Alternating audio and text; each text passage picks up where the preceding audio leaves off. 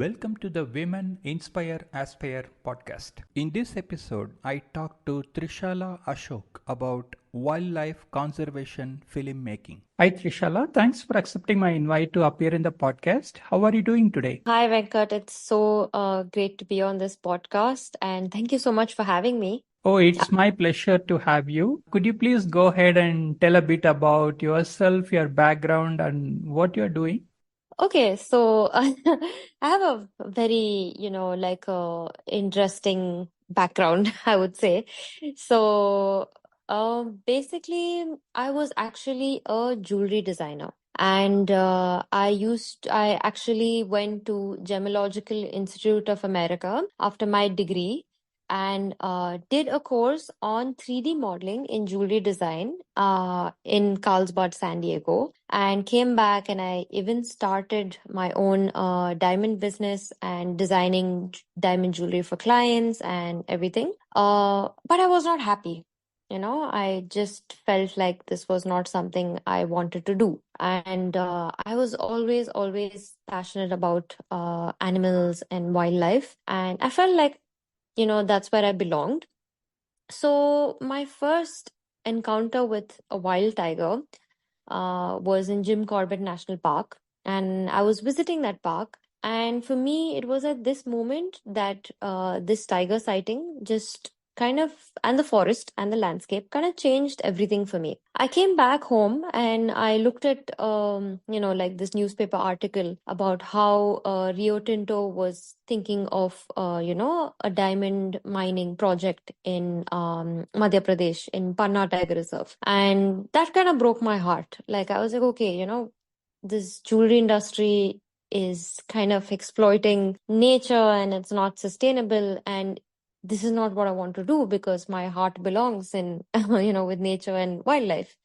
So I quit. I quit. Like, of course, my family wasn't happy about it because, they'd invested so much money into me going abroad and studying and even starting the jewelry business and stuff like that. But they were supportive, and I quit that and I got into volunteering. And there were a lot of NGOs. There are a lot of NGOs in Bangalore that do wildlife rescues, like urban wildlife rescues. So I was doing rescues for avian reptile rehabilitation and ARRC and WRRC. And both these centers are in Bangalore. So I was doing rescues for them. And this was all the way from monkeys to like kites and assisting people with like snake rescues and stuff like that. So it was very very adventurous. Like, no day was the same day. Like every day was exciting. You get calls, and the best thing was I was very, very close to animals, and I learned so much about their behavior and, a lot of how to handle like basic rescue and rehab protocols. And, the best part was releasing these animals back into the wild. And, it was like a very fulfilling experience because you knew that you had an impact in that animal's life, right?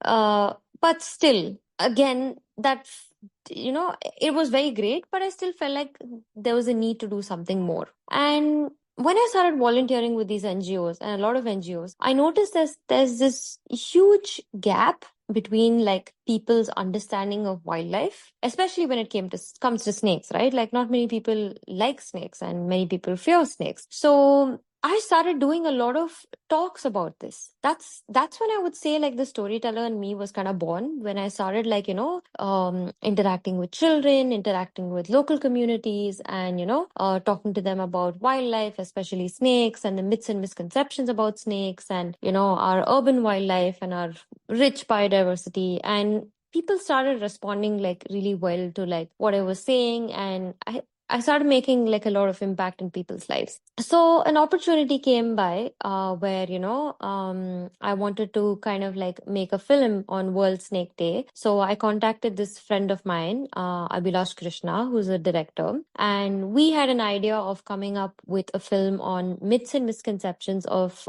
snakes in India. And as you know, like all snakes are like scheduled under, in India, native to India, are like scheduled under the Wildlife Protection Act. So filming them does require permits. So we went to Karnataka Forest Department and we told them that, we have this idea of making a film on snakes, and we want to tell people that, all the myths and misconceptions that we want to scientifically debunk these myths and everything through this film. They loved the idea. Sridhar Punati, the principal chief PCCF of that time, of wildlife in Karnataka that time, was super, impressed with the idea, and he said, "Hey, you know what? We'll fund the film." And we were shocked because we're like, okay, that's really great that that the forest department wants to fund the film.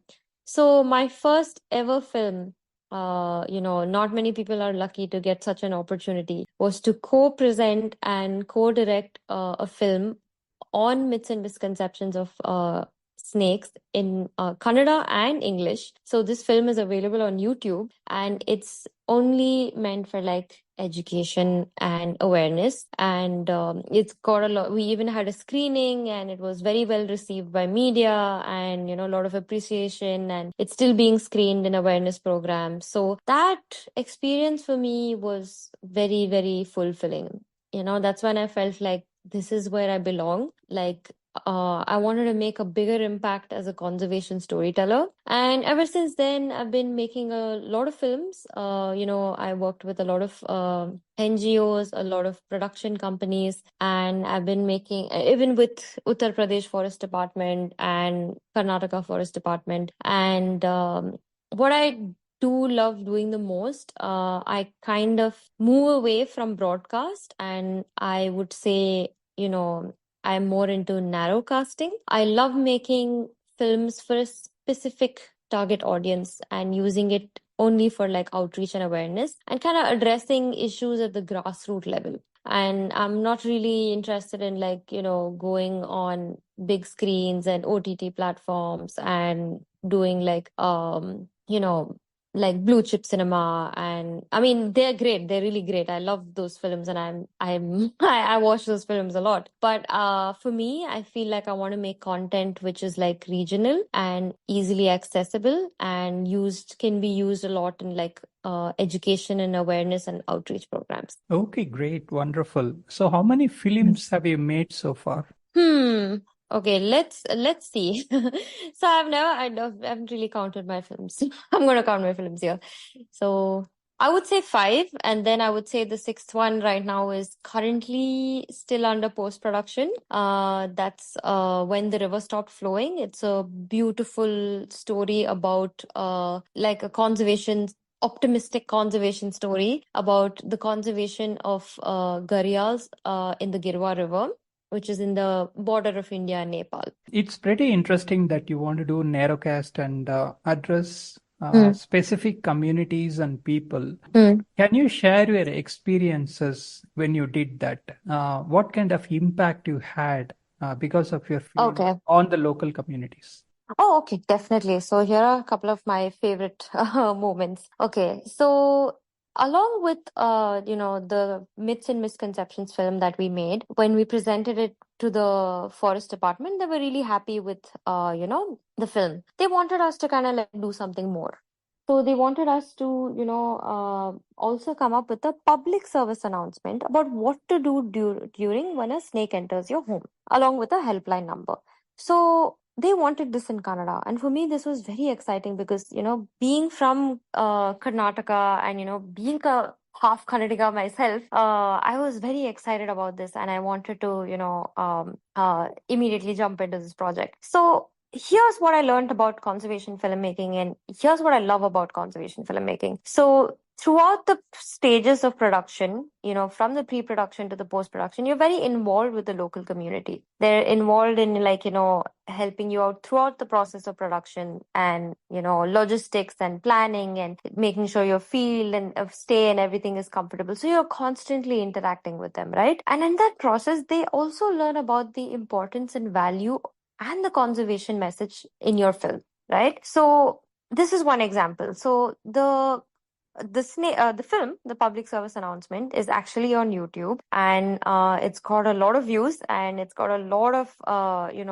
appreciation from Forest Department, and it's a wonderful short film. You should watch it. It's just 2 minutes long, but it's come out like really well. So while making this film, we filmed in a village in Kolar. And, first, when we went there were like these people wondering, why are these people coming here all the time? So passionate about snakes, so passionate about this cobra. And towards the end, they started understanding, like so much, interacting with them so much, kind of like made them understand that why we care so much about them. And they started to help us out in the process. So the opening shot, you'll see a cobra enter somebody's home. That's the opening shot of the film. And to get this shot, you will not imagine a family actually lent their house to shoot this entire sequence with the cobra in their house, entering their house, going under the bed. They let us shoot it in their house. That's how comfortable they were, and that's how understanding they were. Now, this takes a lot of trust, right? To let some animal that has such a perception and such a deep rooted belief that snakes are bad, but imagine the trust that they had on us, that they allowed us to shoot this, right? So that was one experience that is very close to my heart, and I'll never forget. Apart from that, so once the film was done, we screened the film to the local communities, and they were really, really happy, and they were all like, oh, proud that one of the boys in the film was from their village, and he was a hero in that film and everything. So it's a very cute story, and the character, the boy, has acted really well. So we screened that film, and then a year later we went back for herping workshop, where we had come with a lot of kids, and to teach them about like the basic herpetology and course and everything. So when we went there, the kids pulled me, and they said, I have to go with them, because they found a snake's nest and a burrow with snake eggs, and they took me there and showed me the eggs. And then they said they were guarding the burrow and making sure that nobody goes near the eggs. These were a bunch of children that did that. And at that moment, like, my heart melted. Like, it's still such an emotional moment for me when I think about it. So that was the impact that we had created in this small village, right? So that was one example. The second example, one of my other favorite moments from my career as a conservation filmmaker is when I was working on Girua's Gharials. The film is again on YouTube, and this film also won an award from the Ministry of Forest, Environment and Climate Change this year as a part of their Wildlife Week celebration. And this film is actually, where we've taken 3 people from the local community of Girua to kind of, do the story.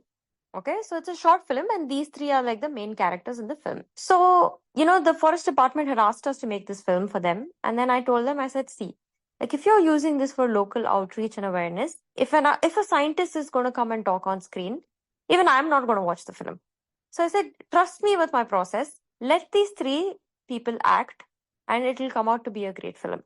And, it was like, uncharted territory for me, because I'm taking 2 local kids from a small village in Girwa, and we had 2 weeks to train them. We had prepared a script, and they had to act, and we were like, either this is going to be a disaster or it's going to come out really great. And what ended up coming out of the whole project was something extremely charming, because these 2 kids and a local member from the forest department who's been a part of this conservation project were the main characters of this film. And they were kind of like, I would say we had broken down the science in Hindi and had them act it out as characters, right? So when you watch the film, you'll kind of get the context. So in Girwa, they call the Gharial Ghadial because of the ulta gada on the male Gharial, which is like an inverted pot. So there's a famous dialogue in the film where, the boy, they've been looking for the Gharial, and then they finally see the Gharial, and then he's like, Arey, ulta gada aa gaya. So that dialogue became so famous, and then everybody around, in Girwa, all the kids, everybody started calling the gharial Ulta Gada. So they got so excited about the animal, and then they started saying "Hamare gharial, Hamara gharial, Hamare gharial." Like, so it was one of, like, we felt like we had achieved something that was, far more, like, better than the award that I got, because we made the local community understand and appreciate the importance of the gharial and the river. So yeah, these are two of my favorite moments from my career as a conservation filmmaker. That's so wonderful and beautiful. Thank you for Yeah. sharing those. Yeah. Now, let's shift gears and talk about your future plans. Now, you want to Okay. make these films, and Hmm. where do you see yourself in, say, 2 years or 5 years from here? Do you want to make Hmm. different kinds of films, or do you want to go deeper into a specific subject Hmm. matter? What do you want to do? Okay. So I always say, when it comes to conservation filmmaking, right, or conservation storytelling, the hard work starts once your film is done. The film is just the first step. The bigger goal is putting your film out there and initiating the impact and creating the real change. So I want to use the films that I have made for some real advocacy work and creating, and hosting a lot of outreach and awareness programs. So I've been working a lot with schools of late, and I've been screening my films constantly. I've even done filmmaking workshop this entire year for Kumran's CBSE students, and I taught them filmmaking. And this is what I want to do. I want to get into outreach, education, and use my films as a tool for advocacy change. That's wonderful. I may be able to Yeah. put you in touch with some organizations that are working with government schools and Oh, in wow. that Thank you. in That would be so great. Yeah, that'd be really great. Yeah. Okay, great. So now Hmm. let's talk about your hobbies and interests and what you do apart from your work. Okay. So, yes, a conservation filmmaker is one of my major personality. Like, I would always say I'm a conservation filmmaker first, but I am also currently training since 2 years, and I'll be entering into my third year of training, and I'll be competing in my first bodybuilding competition next year. So I'm extremely, extremely passionate about bodybuilding, and yeah, so I'm just waiting to compete next year, and that'll be my first show. So yeah, these two take up too much of my time. Because bodybuilding is like a very, demanding life where everything has to be done on point every day in order to achieve those results naturally. So, yeah, it's very demanding.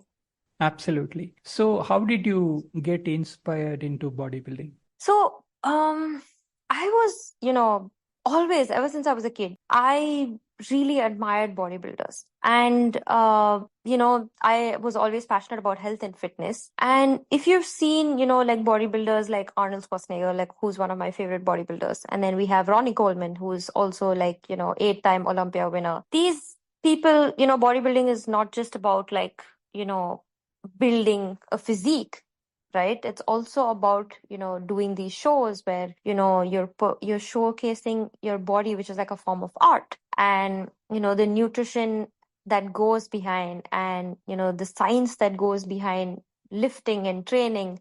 So as soon as I got into bodybuilding, I realized that it's a combination of three of my favorite things in the world, which is science, art, and health and fitness.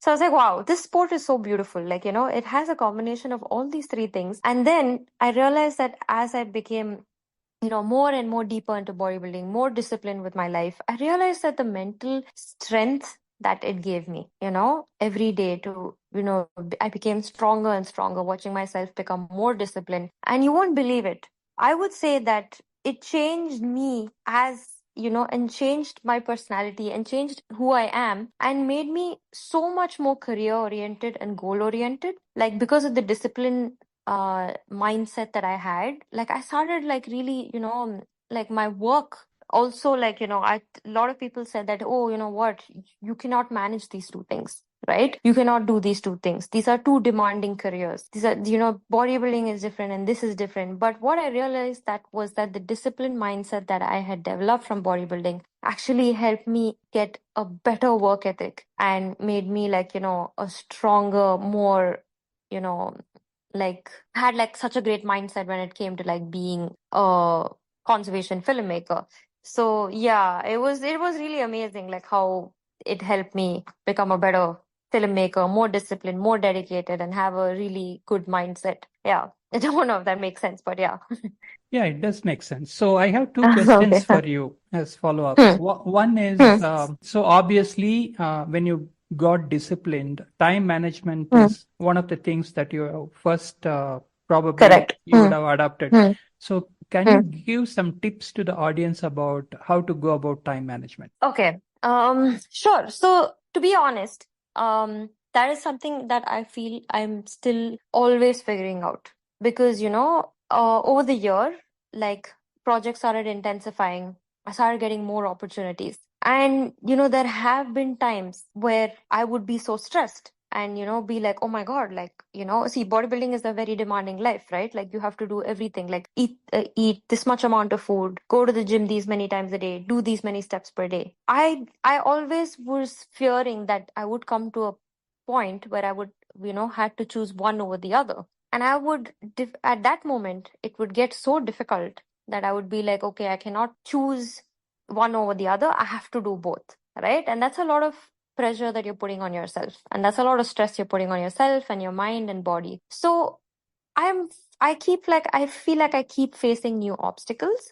And then what I do is I try to learn from them. And what I or do is like, when I learn from each obstacle, I become better at the next challenge, right? So when I've dealt with a problem before, I'll be like, okay, this is what I'm going to do next time to make sure I don't, go through this again. So the first thing I would say is for time management is be organized. And, what I like to do is I have an Excel sheet where I have listed out all my priorities and goals. And I make sure I sit and update that and I'm accountable to myself.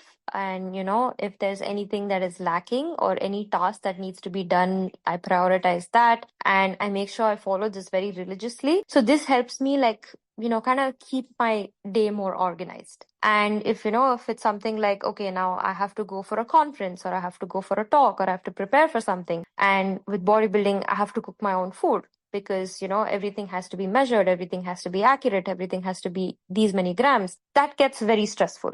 So what I do is, on days like that, I plan, to eat like food which is easier to cook or get up very early and prepare the food and make sure that I get my workout in very early and I'm free by 9 and then for 9 I'm I can do all my career work. So every day is like a learning experience for me. And yeah. Okay, great. Thank you.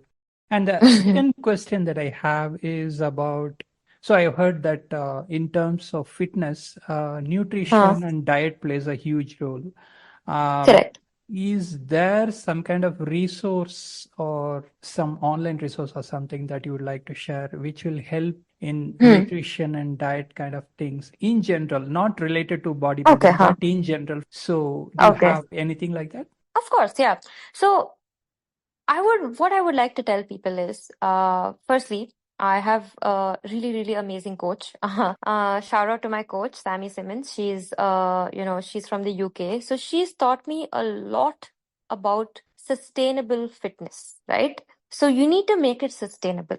And how do you make it sustainable? You follow the 80-20 rule. The 80-20 rule is basically 80% of your food comes from whole foods and 20% comes from your processed foods. So this is very sustainable. When you go all out and when you go, oh, I'm going to go 100% in diet. I'm going to only eat this, only eat that. I'm not going to eat my favorite foods. Okay. Max, you'll do it 1 month, 2 months, 3 months, and then you're going to break, and then you're going to fall back into that same old pattern, and then you're going to go find yourself in a vicious cycle.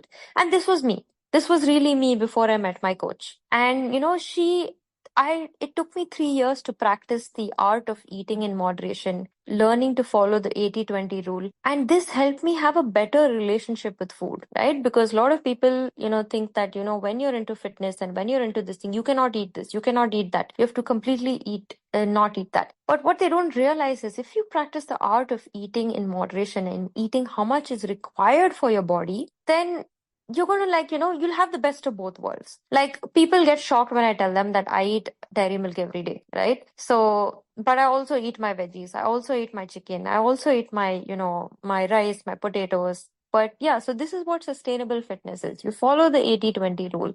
Okay, great. So, Trishala, let's talk about the societal issues that you care about. What do you want to do about it?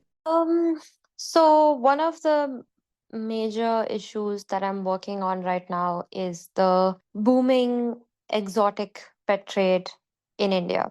And I've actually been volunteering for, Wildlife Crime Control Bureau and investigative officers since 10 years now, since my volunteering days. And this is something that I noticed. Wildlife crime is huge and it's bigger than what the media portrays, because working on the front line I've been exposed to so much and I realized that it's really huge. So what I've been doing, as a conservation filmmaker, and I felt like the need to really be vocal about this. And I've been, my first article was for Sanctuary Asia, where I had written about the wildlife smuggling through airports. So this incident happened in Bangalore International Airport, where um, we came across 6 monkeys that were stuffed in baskets, and they obviously didn't make the journey. And there were 45 ball pythons, and there were 17 king cobras that were all smuggled.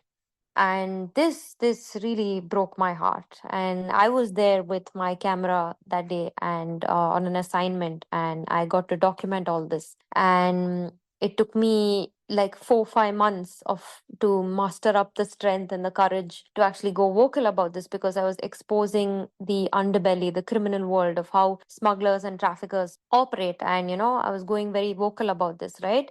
And it took me 3 4 months to actually get the courage to do this, because I was thinking like, okay, I'm going public with the story, and what is going to happen. And I realized that my love and passion for conservation storytelling is far outweighed my fears. So I just went for it, and I went and published the story, and it got a lot of coverage. And I was even invited by National Academy of Income Tax and Customs training center in Samudram in Andhra Pradesh, where I got to like speak to 35 national custom officers about the role of media and communication in combating wildlife trafficking. And that was a really great experience. And I worked on a film called Caught Pet Handed, where I collaborated with children. And, it talks about the negative impacts about the exotic pet trade and what happens when you keep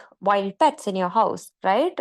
And this film I made in collaboration with children is for children, and it was already screened to 5,000 to 6,000 children this year. And next year, we have more schools planned where we're going to be doing the screening, followed up by activities and workshops, and, to make sure that they've understood the film and the topic, and what they're going to do and how they're going to help in like campaigning and spreading the message and everything. And along with that, I would also like to get into some advocacy work to kind of like work very closely with the government and see what we can do to tackle this issue, because it is booming right now. And just like 4 days ago, we had 4 gibbons that were smuggled, that came from Bangkok to Bangalore, and they were all alive, and it was extremely heartbreaking. And a few days ago, like I think the last case that I did in the airport was I think like a month ago, where we had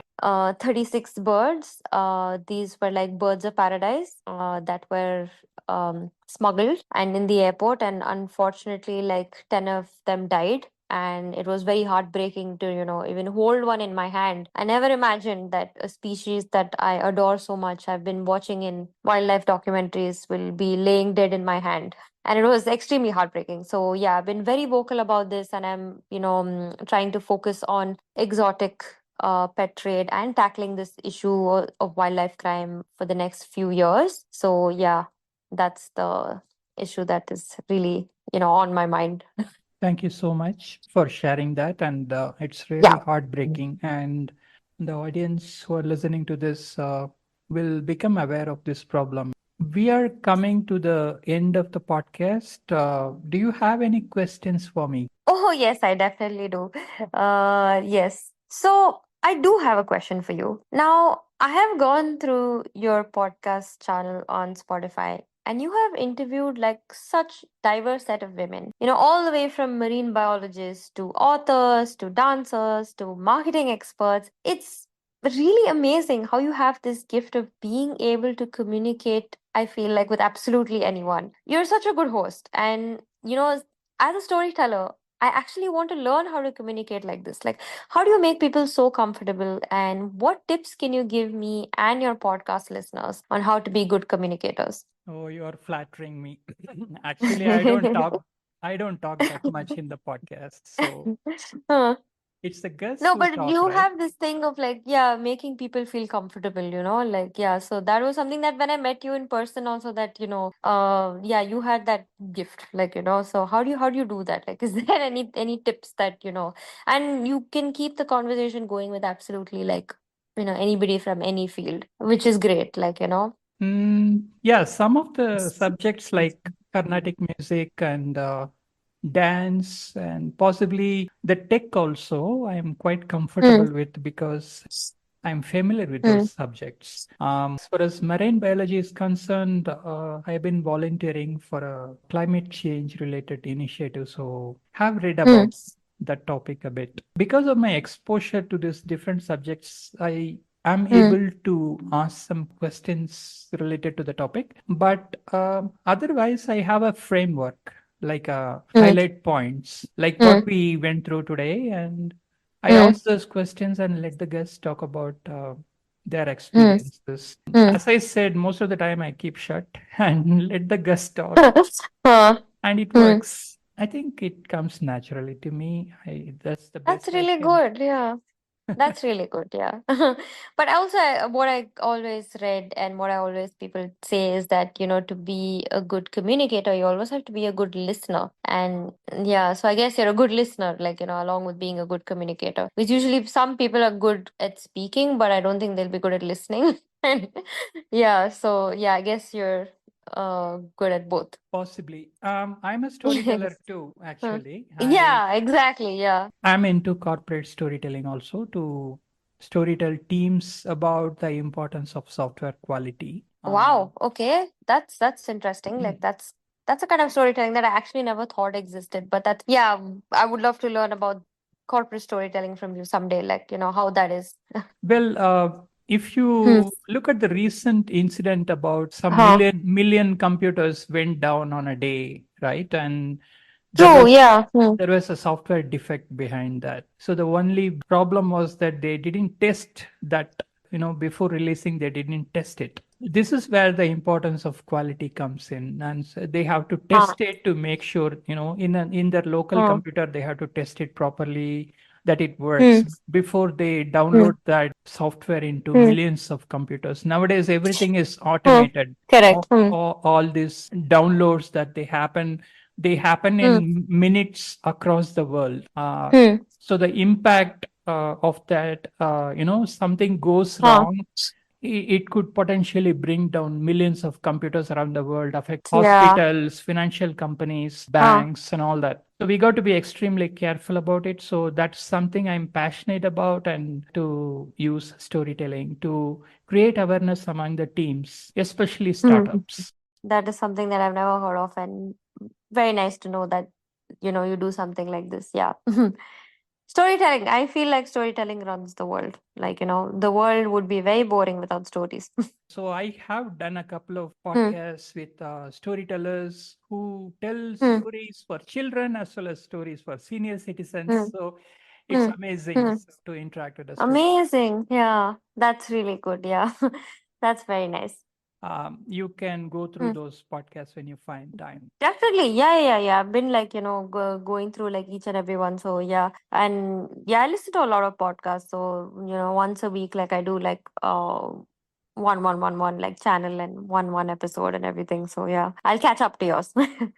Wonderful. Thank you so much for Yeah. spending time. Thank you so much. Yeah, it was lovely speaking to you. And I really enjoyed and I hope we can meet in person again and, discuss more. I wish you all the best in your career as well as whatever you aspire to do in your life. Take Thank care. you. Yeah. Bye Thank you. bye. Bye. That was a great episode with Trishala Ashok. Please subscribe to this channel and follow it for more awesome podcasts. Opinions expressed by the guests in this podcast are their own. The host or the sponsors of the podcast do not condone the opinions expressed by the guests or the actions arising out of those opinions. Any decisions or actions that the listeners might take as a result of listening to this podcast must be based on their own judgment and will be at their own risk. The podcast host or their sponsors will not be held responsible for the consequences of any actions and or decisions taken as a result of any content in this podcast.